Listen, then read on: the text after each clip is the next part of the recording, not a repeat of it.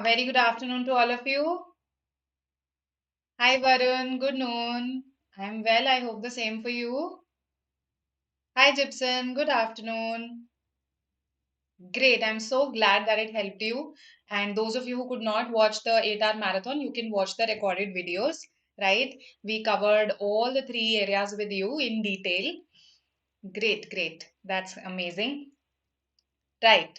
So let's begin with today's session. We are going to talk about three topics in one class. So what are those three topics going to be? Error identification, sentence improvement, and fill in the blanks with double fillers, basically with two blanks. Right. So our agenda is, of course, we are going to talk about how to spot errors, how to detect errors, and this will be helpful for all your non-CAT exams. Right. So just after CAT, you have your IFT, you have your SNAP, right? Later on, you have your ZAT. Some of you might be taking NMAT also in December. So this will help you for all those exams, right? Then sentence improvement questions is another question type that is asked very often in your grammar area, right? In various exams. So we'll look at that. How to approach it. I think learning that is very important. And lastly, we look at the fill in the blank questions, the usual question type, something that is not new for you. You've been doing it for ages now. Yes? Good noon, Amrit. Hi, Ankit. I'm good. It doesn't look like it, but I'm good. Hi, Subhendu. Hello, Apurva. Hi, Guru. Hi, Dipankar, Abhilasha, Charusmriti. MAT is a very easy exam, Ankit. You need not worry about it. If you prepare for your various CAT and non-CAT exams, MAT is done with in a way, right? And yes, you do get vocabulary and grammar questions there as well, but they are of a very easy level. Okay? Hi, Pragya. Hello, Ankit. Acha, I have already said hi to you. Mock analysis will be useful. Yes, mock analysis is going to be useful. Let's say you took a mock today and you made it, let's say, your last mock. See, it entirely depends on you when you take your last mock before CAT, right? So, of course, analyzing it would help you because then you can take your CAT as your next mock, right? Basically, you'll see what all mistakes you made in this one, and then you can decide, okay, I don't have to repeat this in the actual exam. So analyze each and every mock that you take. In case in your previous analysis you had, let's say, star marked some questions, in a way you had thought of some questions as supremely important, or something that some questions that taught you something new, you can even revise those questions, look at those questions again. Right. So yes, mock analysis, looking at those questions that were new for you again, that always helps. Okay, so Karthik, this will be helpful for CAT indirectly. Why? Because in CAT you do not get grammar questions as such. Fill in the blanks will help you, say, let's say, to pick up some vocabulary words, to pick up contextual inference skills. So in that sense, it will be helpful for CAT. Okay. All right. So Ankit, don't worry. We will talk about MAT, right? We'll talk about it in a separate session. Okay, don't worry about it. Let's focus on our non-CAT exams right now because they are the ones that you will face right after CAT. Okay. So here is the instruction, okay, for the error identification questions that are going to follow. Spot the erroneous fragment or fragments in the sentences that follow. So I'll be giving you 1 minute per question here. That's more than enough for error spotting, for sentence improvement. Let's see how many of you are able to solve this within the time constraint accurately. Okay, let's have a look. Your time starts now. Tell me the erroneous fragment.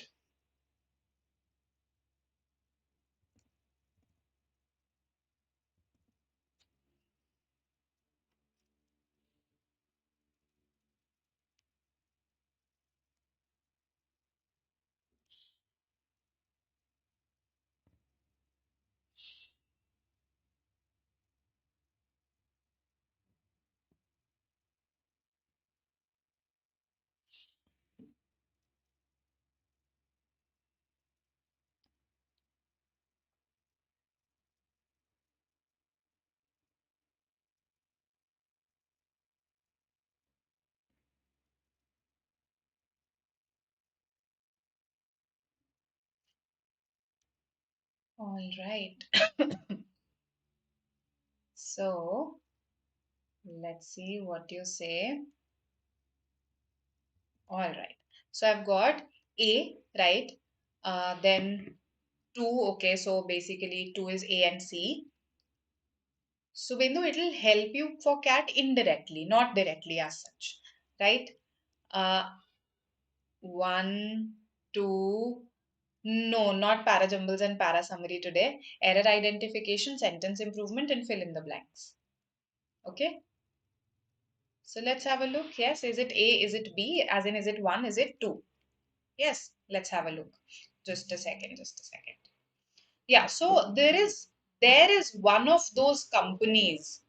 There is one of those companies that always talks about social responsibility but never practice it. So something seems wrong here, because if I'm saying always talks about, if talks is singular, then even practices should be singular, isn't it? Then even I should say practices. But here I'm saying practice it, practices, plural, right? As a verb, it is plural, right? They practiced for the match. So they practice for the match every day. If I say that, they practice for the match every day. Right? I can't say practices here because it is plural. The subject is plural. So the verb has to be plural again. So similarly here, if I have used a plural verb, either this one also has to be plural or this one has to be singular. Let's see where the error is. Now, one of those companies that, what does this that refer to? This pronoun that, it refers to the companies, yes? So companies is plural. So companies that always talk about, it is C that is erroneous and not D. D is fine, nothing wrong with D. So this gets eliminated and also this gets eliminated. It's either 2 or 4. Okay. Now, between these two, it's an easy choice because we can see that there's nothing wrong with B as such. We don't find anything wrong with B as such. So it is A and C.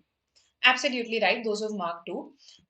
What should I write here instead of there? Amrit says theirs. Okay. Right, Rishabh. I'll explain practice versus practice also. Okay, okay, okay. So, see this. Should it be THERE there here? Should it be THEIR's theirs here? Um, there is one of those companies that always talk about. So if I write this here, there is one of those companies. Uh, wouldn't I be better off saying there is one company that always talks about? Yes, there is one company that always talks about. Why would I say there is one of those companies? So basically, I am trying to say that this company belongs to someone. So instead of their, THERE, I should say theirs. Theirs is one of those companies. उनकी जो company है ना, वो उस type की है, right? That's the intention here. उनकी company उन companies में से एक है. That's what I want to say. So theirs is what is needed and not their. Right. After THEIR there, you need a noun. So I should have said their company. Then it would be fine. Then using their would be fine. In fact, then we could not use theirs.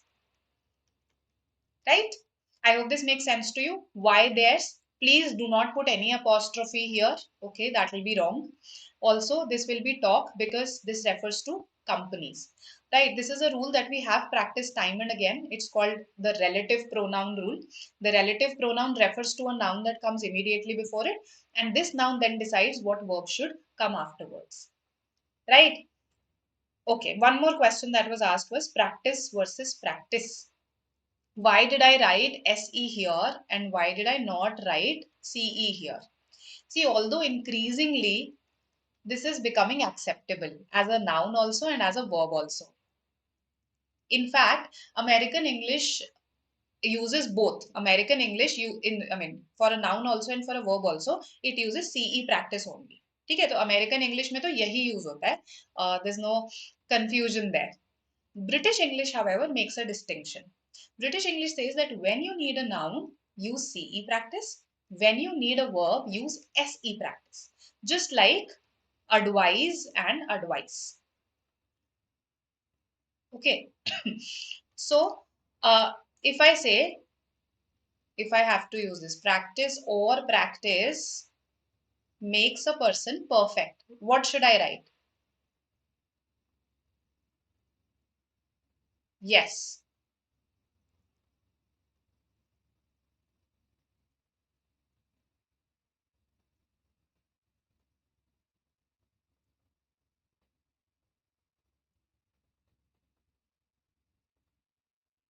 What do you say?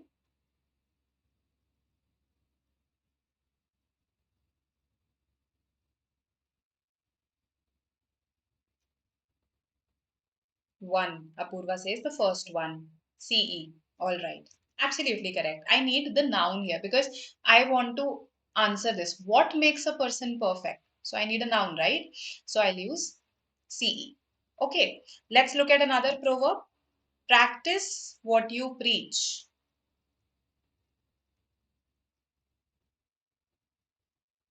What you preach. Right. So what should I use here?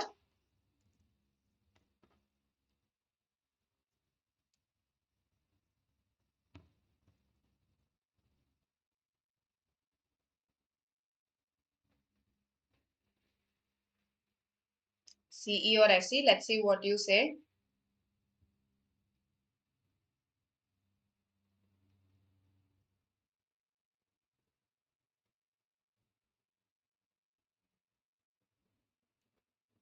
Okay, so you said two. All right, SE. So here, why SE though? Here, am I using it as a verb? Absolutely correct. I am using it as a verb. Why? Because this is implied actually. This you should has not been written here, but this is implied. See, when we directly talk to someone, we miss using the you. We skip using the you. So, for instance, I say, please give me a glass of water instead of saying you, please give me a glass of water. Yes. So, it's implied that I'm talking directly to you. Similarly, here also, because it's implied that I'm talking directly to you, that's why this you has been skipped, right? So, this is the subject, this is the verb here. Absolutely correct. And that is why I need an SE. Okay, I need a verb here. That's why I need an SE. As per British English, American English, दोनों में यही accept कर लेता है. American English is accommodative in this respect. Okay, I hope this makes sense. Saurabh, I need a verb here. You should do something. You should take an action. So you should practice SE. All right. So I think with this understanding, we can proceed. And I hope this is absolutely clear to you. If there's any confusion, you can ask. Let's look at the second error identification question again. Let's see what you say.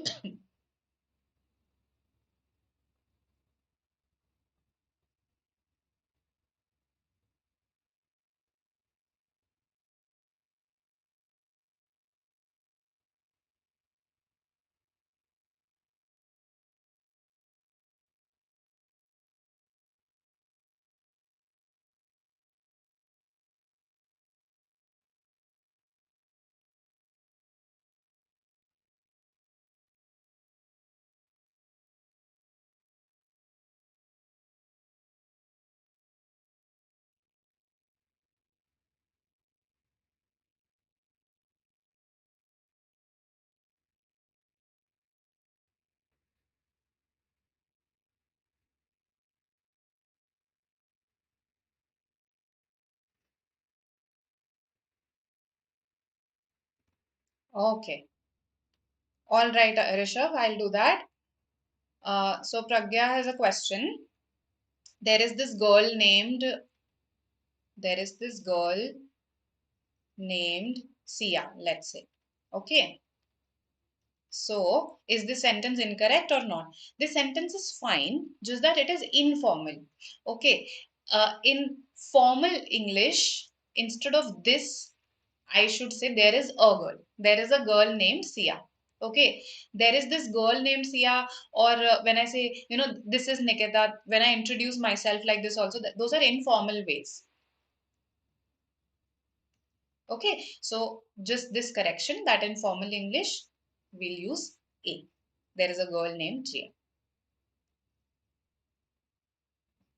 Okay, all right. 4-3, that's what I've got. Okay, so Aman, phrase this in English. How would you say this in English? 4-3, all right. There's this quote. See, there's this quote again because I'm talking to you. Otherwise, if I were writing this, I would say there is a quote, not there's this quote. Take your broken heart, make it into art. Take your broken heart, make it into art. So this is for you, Aman. You turn it into good sentences, okay? Good English sentences. Right. So if there's anyone who should repent their action, it is them. So you say that A and D is erroneous. Why A? What is wrong with A? Okay. What is wrong with A?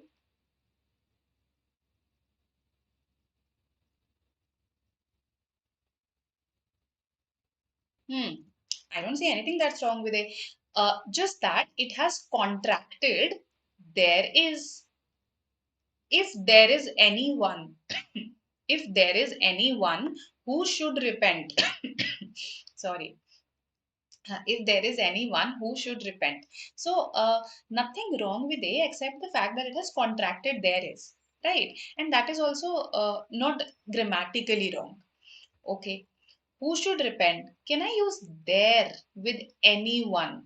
There was a very basic trap that I lay for you here, and some of you didn't notice.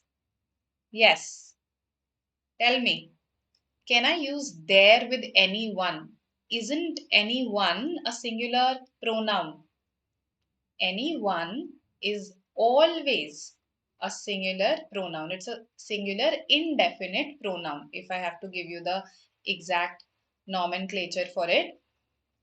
Okay, so anyone is always followed by his or her, whichever the case is, right? So if there is anyone who should repent his action, what should I write here? Now, this is also fine. No error here. It is. It is just a contraction, right? It is. What should I write here? That's my question.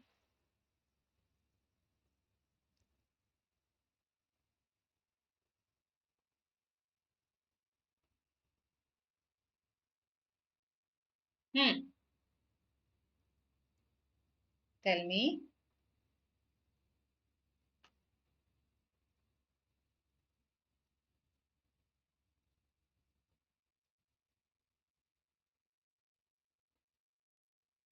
What should anyone be replaced with? To be. Okay, okay, okay. Uh, I'll answer this. So you say it is him. See, they cannot come because again they will be plural. I am saying that this is always singular. So it can't be they here, right? It has to be something that is the subjective pronoun, a singular subjective pronoun. It is him or he. What do you say? If there is anyone who should repent his action, it is him or it is he. It is he, okay, not him. In our spoken English, we say it's him, right? In our spoken English, again, when we knock on someone's door and that person asks us, who is it? So we say, it's me. Yes, and it is accepted. However, in written, in formal British English, this is incorrect. It should be, it is I or it's I, if you want to contract it also, right? Why is that the case? Because see, me is an object pronoun. It is used when we need the object of a verb. But here, there is, if I put me here, there is no subject left in this sentence. It is not the subject of this sentence. It is not the main focus of the sentence. It's the person who is the subject, isn't it? So if I put me here, there is no subject left. Moreover, there is no action happening in this sentence that I need the object of a verb. Object is the receiver of an action, isn't it? So there is no action happening. So I don't need an object. I rather need a subject. Okay, so it should be it's I.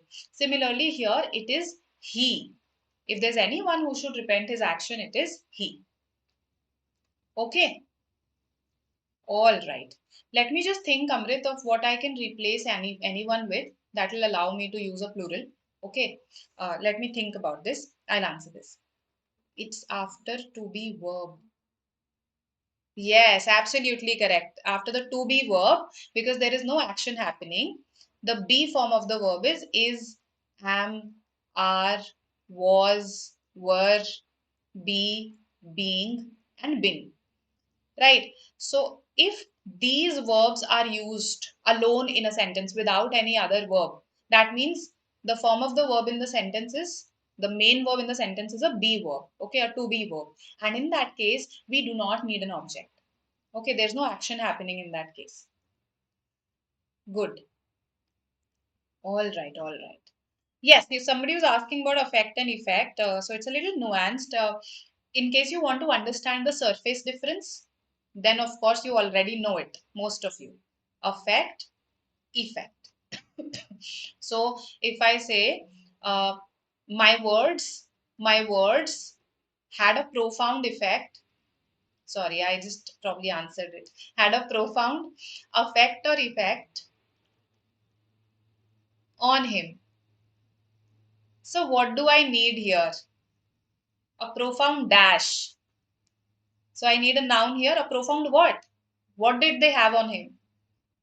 An effect. Okay, so effect is a noun. Mostly. See, mostly effect is a noun and affect is a verb. Okay, so I would say my words did not, or my words dash him. In that case, I'll say affected him. Affected. Because I need a verb here.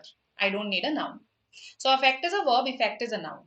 However, in limited cases, in particularly psychology contexts, affect is used as a noun, but it's a very limited usage. Yes? And what does that affect mean? Any idea when I'm using it as a noun in that limited psychology wala case? It means someone's, basically their mental makeup, their there's a word for it, their all the collection of their emotions that actually influence their behavior, right? So all of that collectively is called affect. As a noun, it's used in psychology. So very limited usage there. This, however, effect can be used as a verb also. Okay, it means to initiate. Effect. So the prime minister dash a new policy. So he affected, nahi, he effected, he initiated, he started. So to effect something means to start it, right? I hope this makes sense to you. Effect changes, right? All right, all right, all right. Yes, Abhilasha, unfortunately that's the case. So you'll learn spoken British English from that series. It'll help you become a better listener and a better speaker. But for becoming a better writer, you need to know the grammar rules, right? Uh, Languages, see, they're like human beings, right? So they are not perfect. They are a product of how societies evolve, right? There is no formula as such to language. People have tried to encode it. Okay, we have given some rough set of rules in grammar, but they also keep evolving. For instance, anyone is singular, right? So Puritans, the strict grammarians will say because it is singular, you cannot use their or them with them, right? But increasingly, when people talk to each other, they do use plural with anyone, someone, no one, everyone. Why? In order to be gender neutral. So now it is accepted in spoken English, right? It's only in strict written English that it's not accepted yet. So language keeps on evolving like that, right? So I'm sure that 20 years from now, people will accept the singular as well as plural, right? Uh, okay. Anyway, I hope this is clear. Now let's go to the next question. Yes.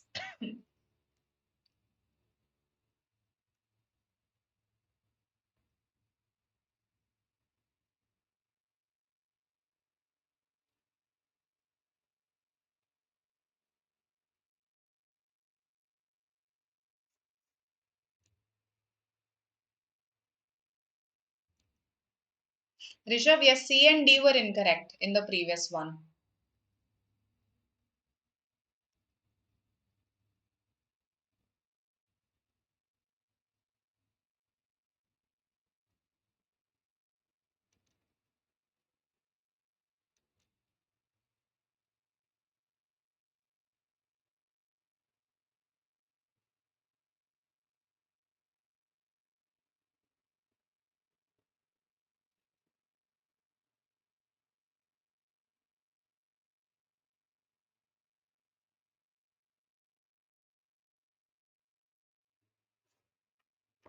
Okay.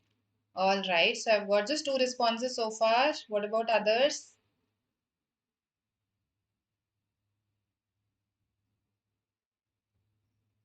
Let's see what the others say.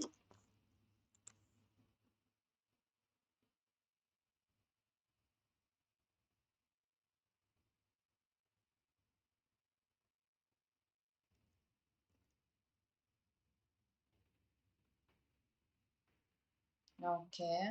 One, two, four. That's it. So few responses. Okay. Let's have a look. Which of these is correct? We enjoy a lot at the parties that our friend throws for himself. So some of you think A and D both are erroneous. Okay. All right. Uh, what's wrong with this part that our friend throws for himself? So your friend throws parties for himself, you attend those parties and you have fun, right? So we enjoy. The problem is here, enjoy is a transitive verb. Okay, I may have discussed this with you earlier as well. A transitive verb is a verb that requires an object after it, a receiver of the action of enjoy. Okay, a receiver of the action enjoy. So we enjoyed, let's say, a particular thing. So we enjoyed the sunset, we enjoyed watching the sunset, we enjoyed uh, the party, we could say. But when you say we enjoyed at the party, if you say we enjoy at the party, right, we enjoy at the party, we enjoy what at the party, that has not been stated. Either you simply say we enjoy the party. Okay, we enjoy the party. So it's very clear that what is it that you're enjoying? The party itself. But in case you want to say you had a good time at the party, you should say we enjoy ourselves. Absolutely correct, Amrit. We enjoy ourselves at the party, right? Or at the parties. So this ourselves was missing here. It was only A that was erroneous. The others were fine. Okay. So good. Those who answered 4, 4 was correct here.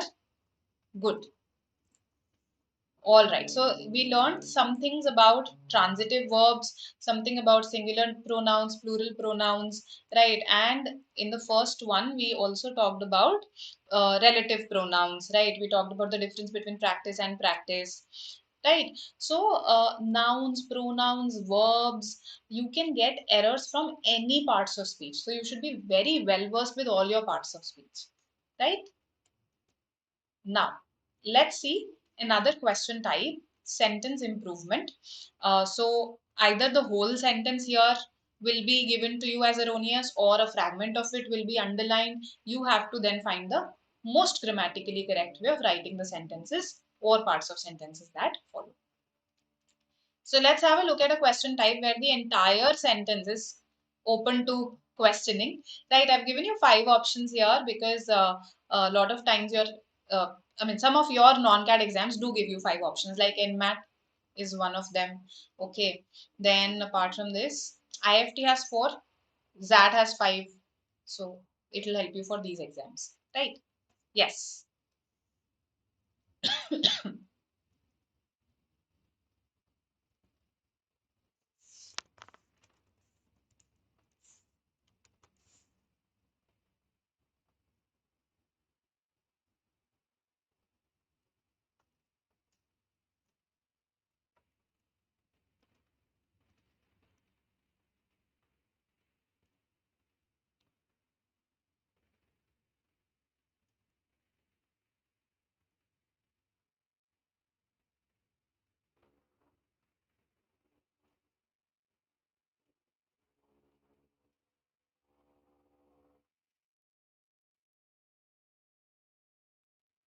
Yes, Rishabh, we can change that. If you want to take it to the past simple, you can do that.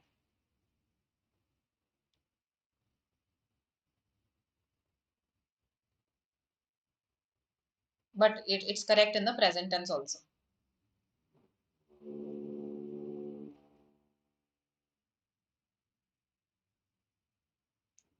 All right. So let's see what you say here. 3 is what I've got. 4 also. No, 3. Mostly 3. Okay. All right. So you say among the tones used are those that represent a very quantum object, a Bose-Einstein condensate. So this was a scientific sort of a sentence. Let's have a look. See, among the tones used, uh, we could have is also. There's nothing wrong with, let's say, saying among the many tones that are used, there is one. There is one that represents something. However, after is you can't have those. Right, after is you can't have those. So if you're saying those, that means are should come here. So among the tones used are those. Okay, we have is that also. We have is once. This automatically becomes incorrect. Is once again becomes plural. So you can't have plural after using is. So eliminated. So what am I doing here? I'm looking at these vertically. So I realized that there was a very tangible error, a very glaring error, easy to spot error here. So the moment I start reading my 5 options, I again focus on this part. Okay, and then eliminate some. Similarly, I felt that if I'm saying those, then I can't say represents. Right? If this one has to be plural, then this also has to be plural. So automatically this one goes out of the window again. So now I'm left with just these two, right? In fifth, it says who represents. Who can be used only for living beings, right? So I cannot use who for tones. That's the problem, and that's why there's just one left now, which is 3. So read vertically in such questions. The best way to attempt these questions is you first read the question sentence very carefully and identify the glaring errors, the obvious errors. Then you read these options vertically. Okay, so among the tones was the part that was common everywhere. This, however, was different. So you underline and you eliminate. Similarly, this is different. Underline, eliminate. So this is how you should approach these. It takes less time when you go vertically. Right? Hope this makes sense. Okay, so 3 is the answer here. Hope this is clear to everyone. Okay. Also, just one thing in addition that I would like to highlight. Who is used for living beings? Okay. How about which? Which? It is used for non-living beings, non-living things, right? Okay. But what should we use for animals? What should we use for animals? What pronoun? Which pronoun is better? So when we talk about them as, let's say, animals, so there are animals which are, okay, we should say which, right? However, if you're talking about someone's pet and you're treating them as if they were a human only, right? So you're not referring to them by it also. Usually we refer to animals by it, right? But sometimes for people's pets, we use he or she, right? So in case you're referring to them as he or she, then for pets you can use who. Otherwise, in general, for animals, we use which.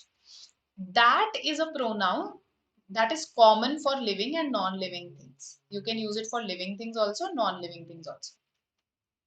Okay. So he is the kind of dog that bites everyone, right? So that is correct there with animals. Or this is the car that I was talking about. He is the man that stole my purse. So that is used for all kinds of things. Okay. Hope this is clear. Let's go to the next one. That versus which is going to come in one question. Okay, okay. So that versus which abhi aayega ek question mein I believe. Then I'll explain. Okay, let's have a look at this one.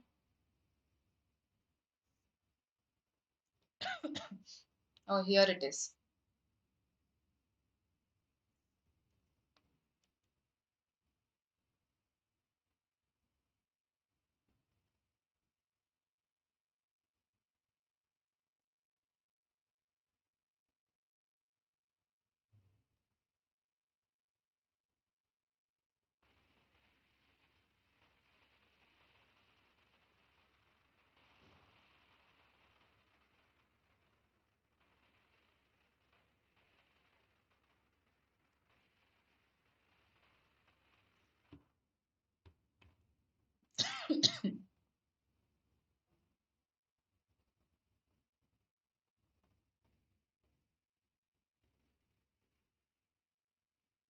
Okay.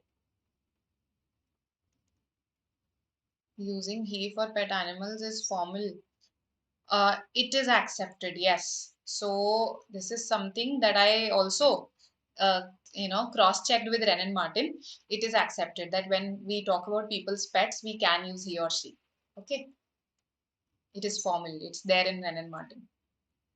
So three is what you say. Truth is a topic philosophers have spent a lot of time on for centuries. So this appears absurd when you read it in the first glance. No, two prepositions coming together. It feels like that. However, this on has been used for topic. They have spent a lot of time on this topic. Truth is a topic that philosophers have spent a lot of time on. So what I want to say is that philosophers have spent a lot on time on truth or on this topic. Okay. Now, since centuries is wrong, isn't it? So again, this was an error that I spotted the moment I read this sentence. So the reason is very, very clear. Since is used with a point of time. I think by now you should know this by heart. Point of time versus period of time. Okay. For is used for a period of time.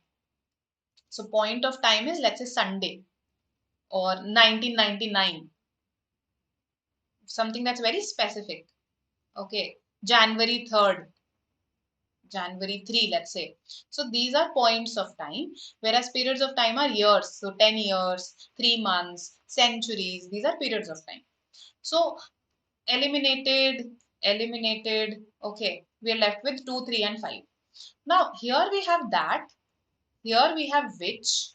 Okay, another problem is that when you use since or for, you make use of the perfect tense. So here come tenses now, right? You make use of the perfect tense, whereas this is making use of the past simple tense. So right away I eliminate this also. Between 3 and 5, have spent, okay, this is fine, a lot of time on for centuries, and this is a lot of time in centuries. Truth is a topic which philosophers have spent a lot of time. First of all, on is missing, so and then I straight away just say in centuries. So have they spent a lot of time in truth? No. Moreover, I need something as since or for with the perfect tense. So 5 is absolutely incorrect. You are correct. 3 is the answer. Not 4, not 4 because of since. One thing that I want to emphasize here, okay, we'll discuss that versus which also, but you must be wondering that in the correct sentence, there is no that here, isn't it? यहाँ पर तो मैंने that लगाया ही नहीं. The thing is that a subject, when there is a subject right after that, okay, a personal, basically something referred to a person. So philosophers, I, you, etc. Whenever that is the case, you can skip that. You can skip the relative pronoun that. Okay. So for instance, this is the wall that I painted. Instead of writing this, I can simply say this is the wall I painted, right? And this is acceptable in formal English. ये formal English accept करती है. Okay, so that's why I skipped that. Now coming to that versus which, it's very simple actually. See, one very simple rule for you is, for your examination purposes, uh, whenever you're asked to distinguish between these pronouns, use which, opt for which only when the information that begins with which comes after a comma, right? Comes after a comma. That's a very simple rule. If you want to understand the logic, the logic is that represents essential information, which represents non-essential information. Okay, so for instance, if I say I live in Jammu, okay, which is in North India. This is additional information that I'm giving you, right? It's additional information, right? My main aim was to convey to you that I live in Jammu, right? So see, I followed, that's why it was followed by a comma, right? It was this which was preceded by a comma. That's what I want to say. Whereas, if I want to convey something essential, I live on the street, I live in the street, sorry, not on the street. I don't live on the street. I live in the street that has a lot of flowers. That has a lot of flowers. Now, if I delete this part here, I didn't just want to convey to you that I live in the street. I wanted to give you a very specific marker of my street. And this is essential information that I live in that street, हो ना, उस वाली street पे रहती हूँ जहाँ पे बहुत सारे flowers हैं. So if you delete this part, then my sentence just becomes redundant. So whenever the information is essential, then you use that and not which. And whenever it is inessential, then you use which for your examination purposes. Okay, even though this concept is a little deeper, but I'll just prepare you for what you have to do in the exam. Right? So essential, non-essential. I don't want to confuse you further. Okay. So Pragya, yes, in this sentence, okay. Yes, in this sentence, have is necessary because I am trying to say that they've done something for a period of time. Whenever I want to show that something has been going on or something has been done for a period of time, I need the perfect tense. Okay. So in 4, if the word on were there, it would be correct. Truth is a topic that philosophers have spent. No, no, Amrit. For since आ गया ना इसमें तो, so for also was needed, right? Since can go. Time on centuries. Time since centuries. No, for centuries. It's a period of time, right? For centuries. This has been going on for centuries, right? We should I mean, it's just a period, right? If 100 years के साथ आप क्या use करोगे? For use करोगे ना? तो centuries के साथ भी आप for use करोगे. As simple as that. All right. So I hope this makes sense to you now perfectly. Which verse is that? When can I skip that? Okay. Why the perfect tense here? So number of concepts were involved in this question. Okay. Let's go to the 6th one then. Let's see what to use here. Which is the best here?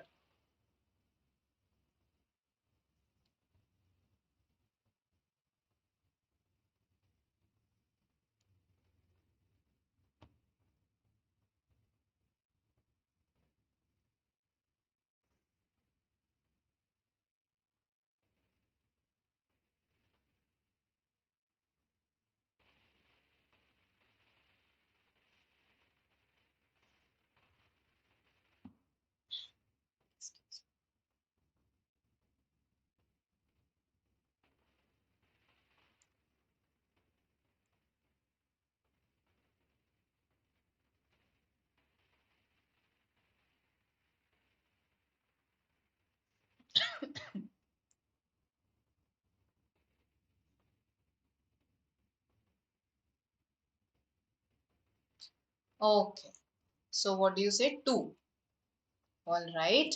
So we have stated our ordinary views. This is a trap actually. Now that we've stated, so first of all, now that we have done something. So we stated is wrong. Now that we have done something. अब क्योंकि हम ये कर चुके हैं, right? कर चुके हैं. So we have done it. Okay. So we stated is absolutely incorrect here, right? I want to give a sense of something that is just completed. So 2, 4, 5. Our ordinary view about what is true or our ordinary views about what is true, then let you and I versus let you and me. So these were the differences here, right? You tell me, we say this, no, let us go to the park. Let us go to the park. We never say let we go to the park. Which pronoun are we using? The objective pronoun, the object pronoun. Right?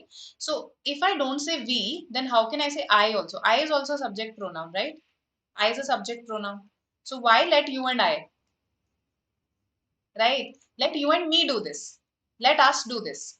Let me, not let I. Okay? Always remember this. So 1, 2 and 3 have already been eliminated. It was a choice between 4 and 5. Okay. Now between 4 and 5, um, it's very close, right? The difference, the only difference that is here is view versus views. So here you have to take the help of the rest of the sentence. Right, that's why I gave this question. I like this thing about it, that sometimes what students do is they just read the underlined part, they don't read the whole sentence, but that can land you in trouble. So we are trying to critically examine it. That means something singular. So that means it has to be view, not views. Right? So fourth is the answer here, not 5. Examine them hota, agar views hota to. Right? So 4 is the answer here. Okay. All right. So this was about your sentence improvement. Now let's come to fill in the blanks. All right. So here two blanks are given to you. You have to fill it with the most appropriate blank. The words are not very difficult as such. Yes. So just look at the context and fill in the blanks.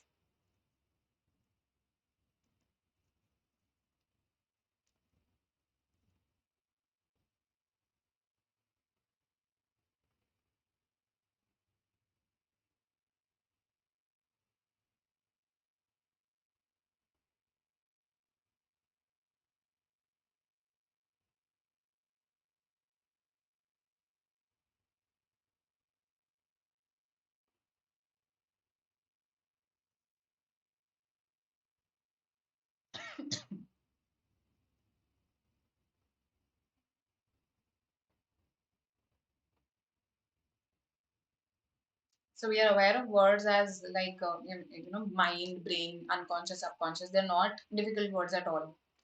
It's all about which one fits here.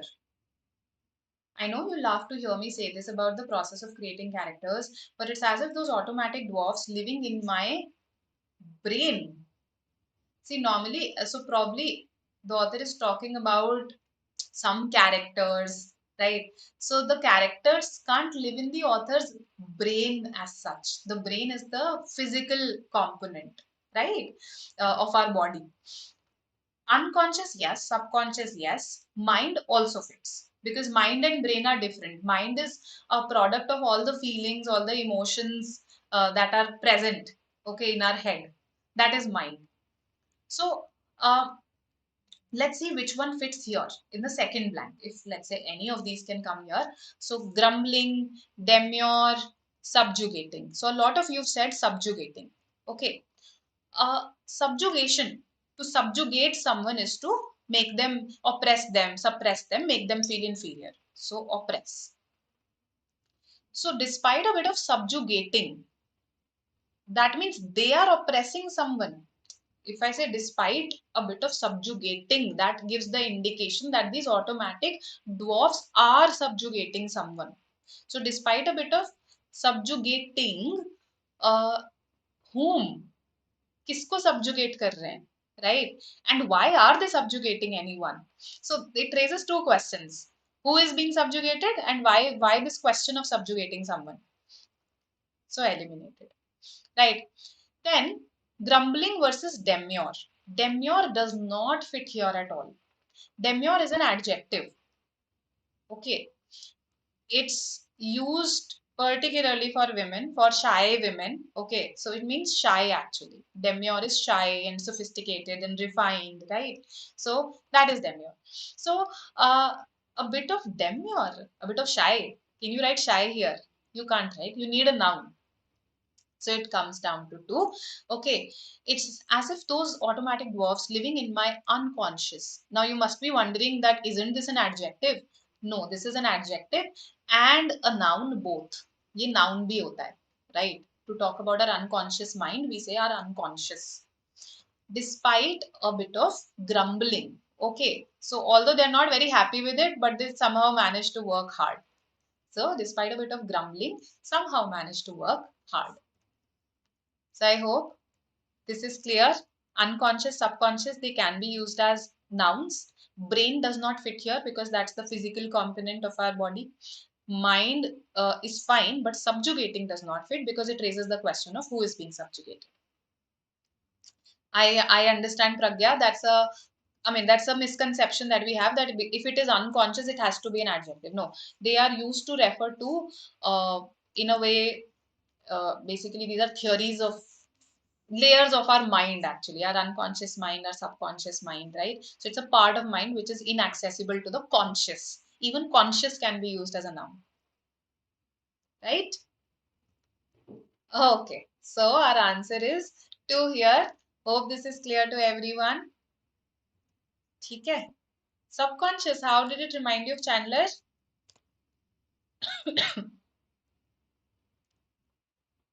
Frolic is, playfulness, fun and frolic. We use it together.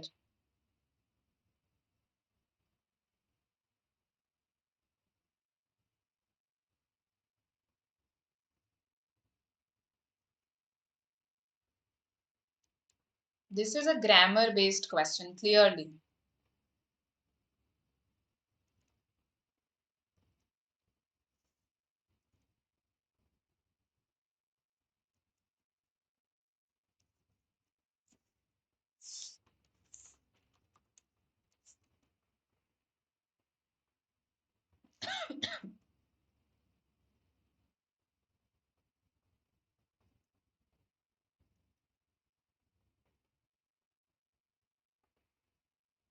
Okay, someone is asking the meaning of grumbling. It's to complain.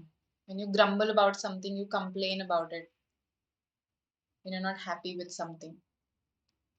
No one, can it be beside you? Beside means next to. So 5 does not fit. A lot of you say 1, some of you also say 2. I expected this. The thing is, no one is again a singular indefinite pronoun. The singular he hota hai. No one except he knows the truth. No one except she. We never say no one except they. No one. One hai na usme already. Right? So it's singular. So knows. Sorry. Knows the truth. Right?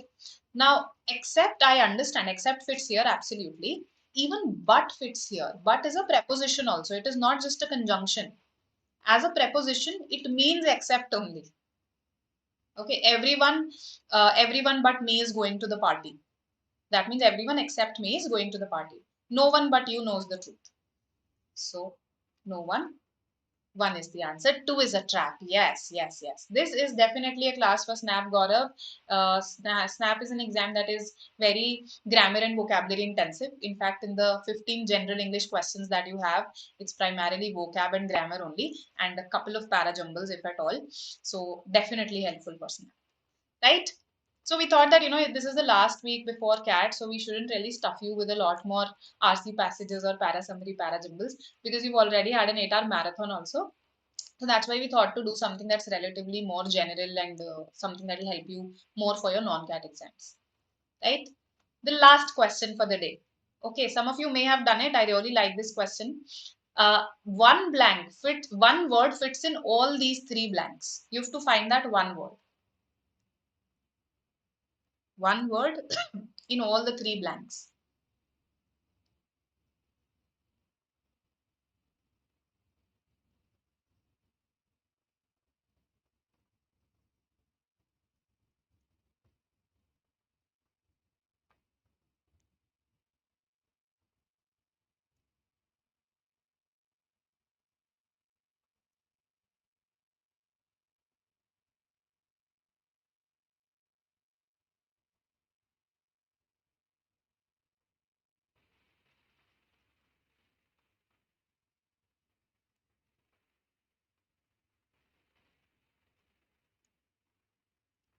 Okay, all right. Uh, what does the sentence mean? Okay, okay, okay, okay. DAC, I guess. C, all right. So it's between, I hope you narrowed down to A and C. That is what I wanted. Okay, that you narrowed down to A and C at least. See, an adjective cannot come here. So a lot of times your grammar helps you in your vocabulary questions also. Then traditions is plural, and here we have is. So it cannot come again. Singular plural. Traditionally is living and active. I need a noun there. I need a noun there, not an adverb. So it's either tradition or it is traditionalism. Which one do you prefer? Okay. हर्ष, ये तो आपके interest पे depend करता है, ये मैं कैसे बताऊं? Tradition versus traditionalism. So see what I have contrasted it with. I have contrasted it with convention, not conventionalism. Okay, one thing. Secondly, in terms of meaning, tradition and traditionalism are two different things. See, tradition refers to all your customs, conventions, etc. Right? Traditionalism is the attribute of being a traditional person. I may follow my traditions, right? Something that has been handed, things that have been handed to me by my ancestors. But I still may not be a traditional, conventional person, so to say. I may follow the traditions, but I may not be traditional. So traditional is an attitude, an attribute that people have. Whereas tradition is something that is what fits here, because I am contrasting it with convention. I am contrasting it with customs, right? So tradition is living and active, but convention is passive and dead. Tradition does not form us automatically. We have to work to understand it. So it is tradition that fits here, not the quality of being traditional, not the attribute of being traditional. Right? So A is the answer here. Hope this is clear to you. All right, all right. I hope this is something that you understand. C is preferred for the last blank. Traditionalism really teaches us to live and shows us how to take full responsibility for our own lives. Why Amrit? Why traditionalism here? uh, Tradition here means a way of doing things, let's say a particular way of life, right? So that teaches us to live. A way of life will teach you to live, right? Traditionalism is the quality of being very conventional. Okay, it has a slightly negative connotation to it. All right, so I hope this is clear to everyone. And what does the sentence mean in the eighth question? Yes, guys, please like the session. Hi, Gaurav sir. Just about to finish the session. Uh, no one except you knows the truth. This simply means कि बस तुम्हें ही सच पता है और किसी को नहीं पता. तुम्हारे अलावा और किसी को नहीं पता. That's what it means, right? Okay, so I hope things are clear to everyone. All the questions are crystal clear. I hope this helps you for all your non-CAT exams. Okay. Also, one more thing that I would like to add in this and D-Day activities, you'll get the first impressions of CAT right after the first slot, right? The first impressions. So Gautam first sir will join you for that. Don't miss out on that, right? Because I know all of you would be eager to know kaisa gaya, kaisa gaya. So that is what we'll be discussing there, right? Apart from that, of course, there'll be detailed slot-wise analysis, 12:30, 4:30, 8:30. And this is our CAT 23 program. You know about it. Do recommend it to your friends. Our mock series, particularly relevant for your non-CAT mock tests, 50 non-CAT mock tests out there. So we'll help you a lot for that, IFT, etc. Do follow us on various social media platforms. Stay connected via Telegram. Do subscribe to the channel. I'll see you next time. Okay? ठीक है. Thank you for attending. Welcome all of you. Okay. All right. Chalo. Uh, I think I think he must have the first slot. ठीक है. पक्का done Charu. All right. Chalo. Bye.